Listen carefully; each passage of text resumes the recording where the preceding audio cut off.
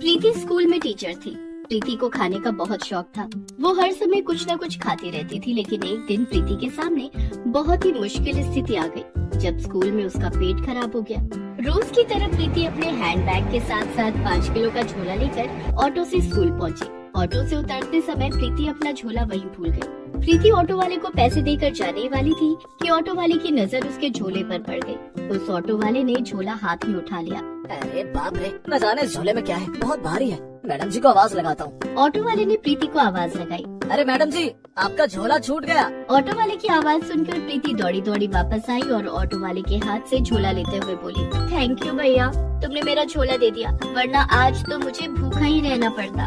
Madam जी, इस झोले में क्या है, बहुत भारी है। भारी? नहीं भैया, मुझे तो ये झोला बिल्कुल भी भारी नहीं लग रहा है। कोई बात नहीं, अच्छा मैं चलता हूँ। प्रीति अपना भारी भरकम झोला लेकर स्कूल के अंदर आ गई। प्रीति को देखते ही दूसरे टीचर और बच्चों में कानाफूसी होने लगती थी। मैथ्स की टीचर शिवानी ने हिंदी की टीचर कल्पना को इशारे से अपने पास बुलाया। बोलो शिवानी, क्या बात है? तूने प्रीति को देखा? आज भी झोला भर के खाना लाई है। हाँ यार, सारा दिन क्लास में और कॉमन रूम में बैठकर खाती रहती है। पता नहीं बच्चों को क्या सिखाती होगी, अपनी तरह खाना सिखाती होगी। दोनों हंसने लगते हैं। प्रीति अपना झोला लेकर क्लास में पहुंच जाती है। उसे देखकर क्लास के सारे बच्चे खड़े हो जाते हैं।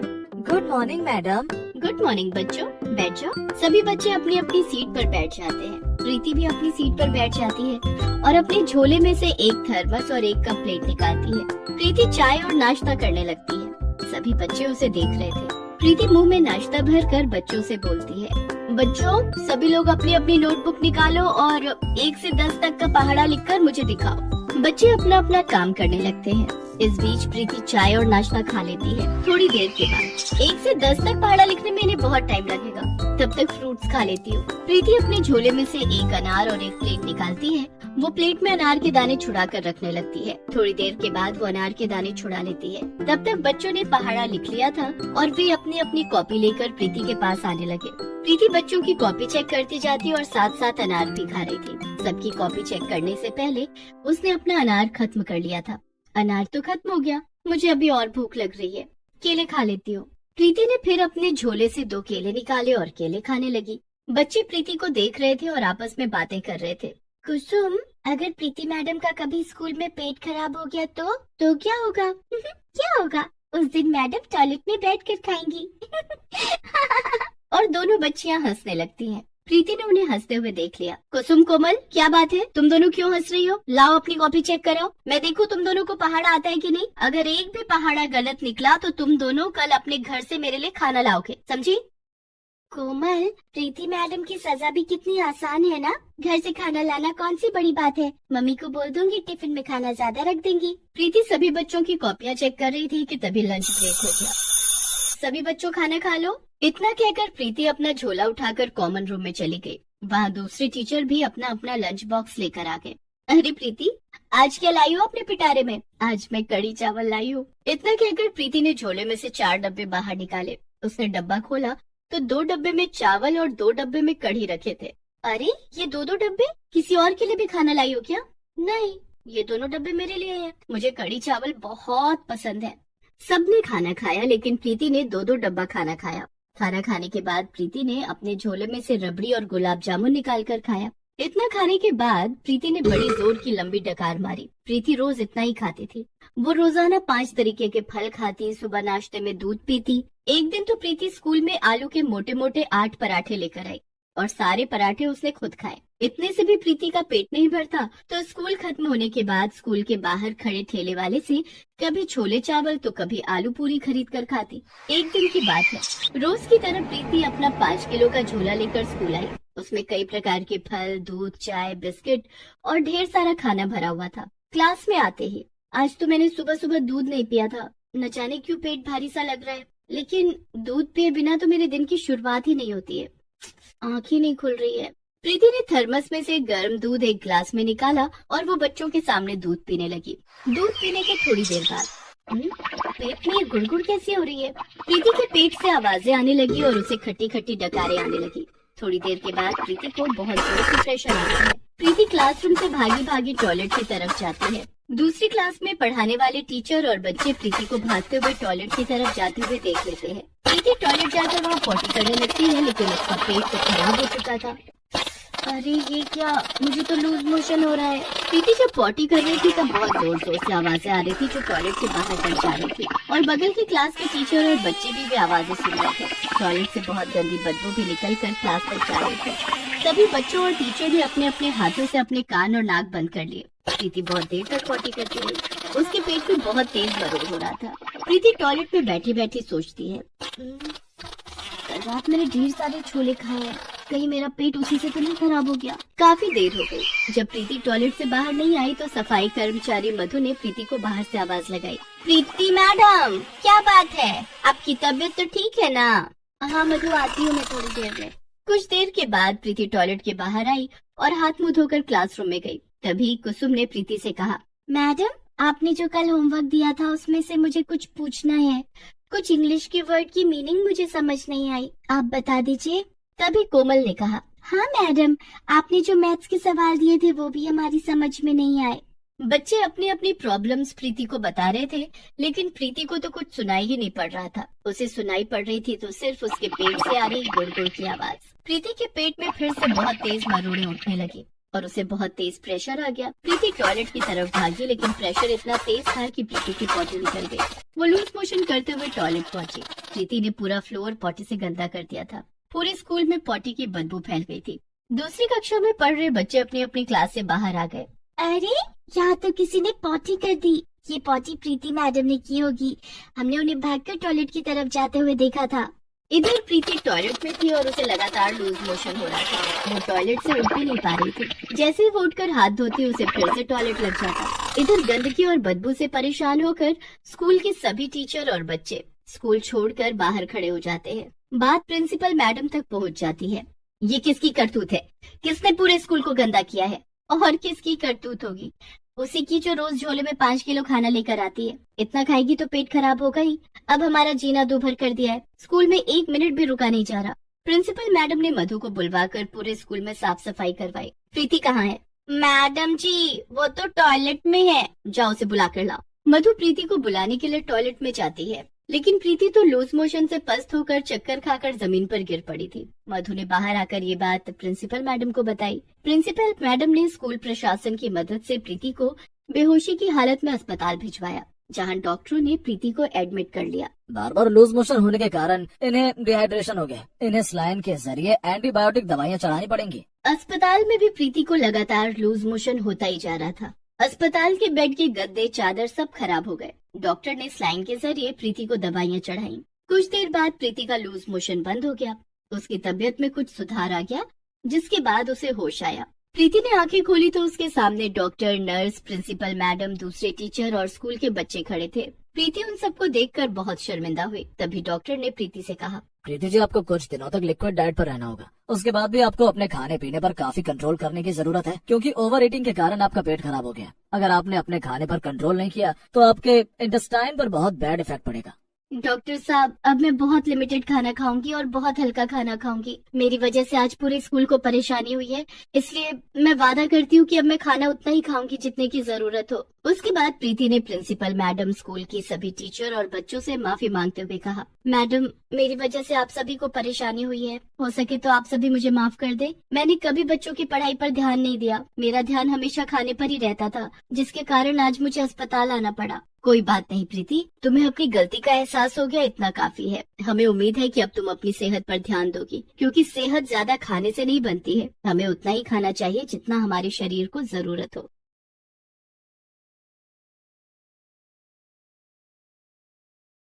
संध्या तैयार होकर अपने कमरे से बाहर आई। संध्या ने जीन्स और ट्यूब टॉप पहन रखा था। अरे संध्या बेटी, कहाँ जा रही हो? माँ, आज मैं रजनी के साथ शॉपिंग पर जा रही हूँ। परसों कॉलेज में हमारी फेयरवेल पार्टी है, उसके लिए ड्रेस खरीदनी है। ये तुमने कैसे कपड़े पहने हैं संध्या? आधा बदन दिख रहा है। जरा ढंग के कपड़े पहन लो, अब तुम्हारी शादी होने वाली है। शादी के बाद तुझे ऐसे कपड़े पहनने को नहीं मिलेंगे। अरे माँ, ये आजकल का फैशन है, मॉडर्न जमाना है। मैं तो शादी के बाद भी ऐसे ही कपड़े पहनूंगी। तुम बस मेरे लिए सास भी मॉडर्न ढूंढना जो मेरी तरह कपड़े पहनती हो। इतना बोलकर संध्या अपनी सहेली रजनी के घर चली गई।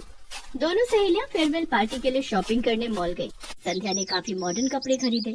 शॉपिंग करके दोनों अपने अपने घर आ गए। अच्छा रजनी, मिलते हैं फेयरवेल वाले दिन। ओके संध्या, बाय।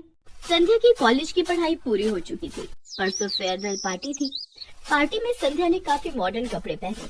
कॉलेज की पढ़ाई खत्म होने के बाद संध्या के माता पिता उसकी शादी के लिए लड़के देखने लगे। एक दिन संध्या को देखने के लिए लड़के के माता पिता आए। लड़की की माँ ने काफी मॉडर्न कपड़े पहन रखे थे, जीन्स और क्रॉप टॉप। उन्हें देखते ही संध्या ने अपनी माँ से कहा, माँ मेरी तरफ से शादी के लिए हाँ है। अरे लेकिन लड़का तो आया ही नहीं है, तू उसे भी तो देख लेती। अरे माँ, लड़के की माँ इतनी मॉडर्न है तो लड़का भी मॉडर्न ही होगा। मुझे मेरी सास बहुत पसंद है। संध्या हंसने लगती है। लड़के वालों को भी संध्या बहुत पसंद आई। दोनों तरफ से औपचारिक बातें हुई और शादी पक्की हो गई। बहुत जल्द संध्या की शादी रोहन के साथ हुई। संध्या खुशी खुशी अपने ससुराल आ गई। ससुराल आकर संध्या के पैर मानो जमीन पर नहीं टिक रहे थे। संध्या अपने कमरे में शादी के जोड़े में बैठी थी। तभी उसकी सास मानवी ने आकर उससे कहा, अरे संध्या बहू, तू अभी तक शादी के जोड़े में बैठी है, जा जाकर कपड़े बदल ले और ले ये गाउन पहन ले।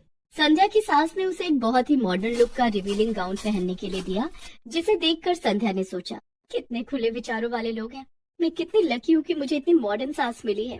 संध्या ने फौरन अपने कपड़े बदल लिए और गाउन पहनकर बैठ गई। शादी की सारी रस्में संध्या के गाउन ड्रेस में ही पूरी हुई। रात को सब लोग खाना खाकर सोने अपने अपने कमरे में चले गए। संध्या भी रोहन के साथ अपने कमरे में सो रही थी। तभी उसे बहुत जोर की सुसु आई। उफ, कितनी जोरों की नींद आ रही है। ऊपर से सुसु को भी अभी आना था। संध्या नींद में थी। वो अपनी आंखें मलते हुए कमरे से बाहर निकली और बाथरूम में गई। नींद में होने के कारण वो ठीक से देख नहीं पाई और उसका पैर बाथरूम में दरवाजे के पीछे रखे हगीज से जा टकराया। संध्या की नींद खुल गई। अरे, दरवाजे के पीछे ये क्या रखा हुआ है? संध्या ने देखा कि एक पॉलिथीन में बांधकर कुछ रखा हुआ था। संध्या ने पॉलिथीन खोलकर देखा तो उसमें हगीज रखा हुआ था, जिसमें सुसु पॉटी भी लगी हुई थी। संध्या ने तुरंत उस हगीज को जमीन पर फेंकते हुए कहा, छी छी छी, ये तो हगीज है। लेकिन घर में हगीज कौन पहनता है? शादी में कई मेहमान आए थे जिनके छोटे छोटे बच्चे थे। शादी में जरूर कोई ऐसा मेहमान आया होगा जिसका छोटा बच्चा होगा। ये हगीज उसी बच्चे की होगी। संध्या ने हगीज को वापस पॉलिथीन में रख दिया और सुसु करके अपने कमरे में आ गई। कुछ दिनों के बाद घर से सारे मेहमान चले गए। रोज की तरह एक दिन संध्या बाथरूम में नहाने गई तो उसे फिर हगीज मिला, जो पॉलिथीन में बांध कर रखा हुआ था। अब तो सारे मेहमान चले गए हैं, घर में कोई बच्चा भी नहीं है, फिर ये हगीज किसका हो सकता है? संध्या ने घर की नौकरानी से कहकर हगीज को बाहर फेंकवा दिया। वो नहा धोकर अपने कमरे में आ गई। संध्या ने धीरे धीरे घर का कामकाज संभालना शुरू कर दिया था। यूं तो घर के सभी काम के लिए नौकरानी थी, लेकिन नौकरानी को क्या काम करना है ये बताना संध्या का काम था। संध्या घर में साफ सफाई का बहुत ध्यान रखती थी, लेकिन रोजाना सफाई करने के बाद भी उसे बाथरूम में हगीज जरूर मिलता था, जिसे देखकर संध्या परेशान रहने लगी थी। दरअसल संध्या की सास मानवी को कपड़े में ही सुसु और पॉटी करने की आदत थी, इसलिए वो हगीज पहनती थी।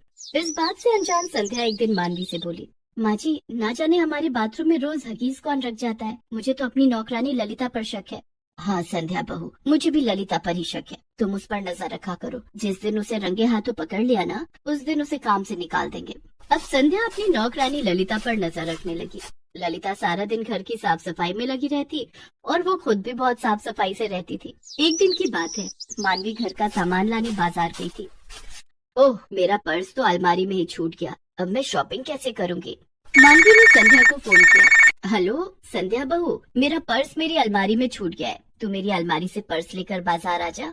ठीक है माँ जी। संध्या फोन रख देती है और मानवी के कमरे में जाकर उसकी अलमारी खोलती है और उसमें मानवी का पर्स ढूंढने लगती है। संध्या मानवी का पर्स ढूंढ ही रही थी कि उसके सिर पर अलमारी में रखा हुआ ढेर सारा हगीज गिरने लगता है। अरे ये सब क्या है? ये तो हगीज है, लेकिन माँ जी की अलमारी में हगीज कैसे, वो भी इतने सारे? ऐसा तो नहीं कि बाथरूम में मिलने वाली हगीज माँ जी की ही हो। तो क्या माँ जी हगीज पहनती है? मुझे पता करना होगा कि इस बात में कितनी सच्चाई है। संध्या को हगीज के ढेर के बीच में मानवी का पर्स मिल जाता है। वो हगीज को वापस अलमारी में रख देती है और पर्स लेकर बाजार आ जाती है। आ गई संध्या बहू, तुझे मैंने परेशान कर दिया ना? नहीं माँ जी, मुझे कोई परेशानी नहीं हुई, बल्कि आपके साथ मैं भी बाजार घूम लूंगी। घर में बैठे बैठे बोर हो रही थी। संध्या अपनी सास के साथ बाजार में शॉपिंग कर रही थी और सोच रही थी, कैसे पता करूं कि माँ जी सचमुच में हगीज पहनती हैं? मुझे क्या करना होगा?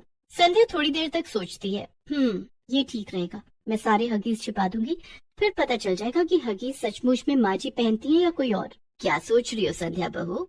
अब कुछ नहीं माँ जी, मुझे कुछ काम याद आ गया, मैं घर जा रही हूँ, आप शॉपिंग करके आ जाना। ठीक है बहू। संध्या जल्दी जल्दी चलकर घर आती है और मानवी के कमरे में जाती है। वो अलमारी में रखे सारे हगीज को वहाँ से हटाकर अपने कमरे में छिपा देती है। थोड़ी देर के बाद मानवी बाजार से घर आ गई। वो अपने कमरे में गई। पीछे पीछे संध्या चाय लेकर मानवी के कमरे में जाती है। उसने देखा कि मानवी बहुत घबराई हुई थी और अलमारी में कुछ ढूंढ रही थी। क्या हुआ माँ जी, आप क्या ढूंढ रही हैं? संध्या बहू, मैंने अलमारी में अपनी सोने की चेन रखी थी, वो नहीं मिल रही है। मानवी अलमारी में चेन का बहाना बनाकर हगीज ढूंढने लगी और तभी घबराहट में उसकी सूसू निकल गई। संध्या ने देखा कि उसकी सास मानवी के चेहरे के हाव भाव कुछ बदल गए थे। क्या हुआ माँ जी, आप ठीक तो है ना? अब संध्या बहू, मैं ठीक हूँ। मैं दवाई लेने मेडिकल स्टोर जा रही हूँ, मेरे सिर में बहुत दर्द है। माँ जी, दवाई मैं ला देती हूँ, आप आराम कर लीजिए, मैं आपके सिर में दवा भी मालिश कर दूंगी। नहीं संध्या बहू, दवाई मैं ले आऊंगी। मानवी तेजी से घर के बाहर निकल गई। संध्या पीछे से आवाज लगाती रही, लेकिन मानवी ने मुड़कर भी नहीं देखा। माँ जी रुकिए, माँ जी। मानवी के पैर सीधा मेडिकल स्टोर पर जाकर रुके। वहाँ मानवी ने एक पैकेट हगीज खरीदा और घर आ गई। संध्या दरवाजे पर ही खड़ी थी। माँ जी, आपके हाथ में क्या है? सर दर्द की दवाई। इतने बड़े पैकेट में सर दर्द की दवाई, ये कैसी दवाई है, जरा मुझे भी दिखाइए। संध्या बहू, ये मेरे सर दर्द की स्पेशल दवाई है। डॉक्टर ने बताया था कि इसे खाने से मेरे सर का दर्द गायब हो जाता है। मानवी जल्दी से एक हगीज लेकर बाथरूम में जाती है और अपनी पुरानी हगीज चेंज करके बाहर आती है। अब जाकर राहत मिली। माँ जी लाइए, मैं आपके सर में दवा मालिश कर दूं? नहीं संध्या बहू, मेरे सर का दर्द ठीक हो गया है। संध्या मन ही मन सोचती है, वो तो मैं समझ रही हूँ कि आपके सर का दर्द कैसे ठीक हुआ। आपको तो रंगे हाथों पकड़ूंगी। दूसरे दिन संध्या सुबह सोकर नहीं उठी। रोहन ने उसे जगाने की खूब कोशिश की। संध्या उठो, दिन के 10 बज गए हैं। रोहन, आज मेरे सर में बहुत दर्द है, तुम माँ जी से सर दर्द की दवाई मांग कर ले आओ, उनके पास सर दर्द की बहुत अच्छी दवाई है। रोहन मानवी के पास जाता है और सर दर्द की दवाई मांगता है। रोहन बेटे, दवाई तो खत्म हो गई है। तभी सर पर पट्टी बांधे हुए संध्या वहाँ जाती है। अरे माँ जी, कल ही तो आप बड़े से पैकेट में ढेर सारी सर दर्द की दवाई लेकर आई थी, इतनी जल्दी कैसे खत्म हो गया? और संध्या मानवी की अलमारी से हगीज का पैकेट निकालती है। यही है ना वो सर दर्द की दवाई? संध्या, ये तो हगीज है। लेकिन माँ जी तो कल कह रही थी कि ये उनके सर दर्द की दवाई है। माँ, ये सब क्या है? अब रोहन बेटे, ये हगीज मेरे हैं। क्या आप हगीज पहनती हैं? हाँ बेटे, तुम दोनों मुझे माफ कर दो। अब हमेशा से मैं हर बात पर बहुत जल्दी घबरा जाती हूँ और इस कारण मेरी सुसु पॉटी निकल जाती थी, इसलिए मैं हगीज पहनती हूँ। इसलिए मैं जीन्स पहनती हूँ ताकि हगीज अच्छे से फिट रहे। मैंने सोचा था कि मेरी सास मेरी तरह मॉडर्न है, इसलिए जीन्स पहनती है। मुझे क्या पता था कि आप हगीज फिट रखने के लिए जीन्स पहनती हैं। आपने हगीज के लिए ललिता को दोषी बताया, उसे नौकरी से निकालने की बात कह रही थी। मुझे माफ कर दे बहू। कोई बात नहीं माँ जी, आपने हमें पहले क्यों नहीं बताया? हम आज ही आपको डॉक्टर के पास ले जाएंगे। उस दिन रोहन और संध्या मानवी को डॉक्टर के पास ले जाते हैं और मानवी का इलाज करवाते हैं। डॉक्टर की दवाई से मानवी की सुसु पॉटी निकल जाने वाली बीमारी ठीक हो जाती है और मानवी हगीज पहनना छोड़ देती है। Please subscribe this channel.